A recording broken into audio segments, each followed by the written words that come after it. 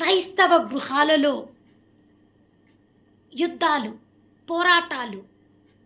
Then what happen? ఎందుకు? మరి క్రైస్తవుల గృహాలలో శాంతి ఉండాలి కదా, శాంతి సమాధానాలు ఉండాలి క్రైస్తవుల.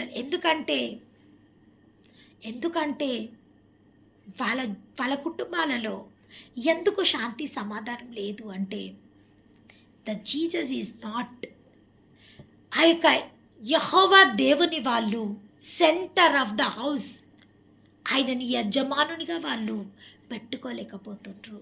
ఏ కుటుంబాలలో అయితే యెహోవా కాపరిగా ఉండడో, క్రైస్తవులే, దేవుని బిడ్డలే కాపరి. ఏం చేస్తాయంట గొర్రెలు తన కాపరి స్వరమును వినును. మన కాపరి ఎవరు? యేసయ్య.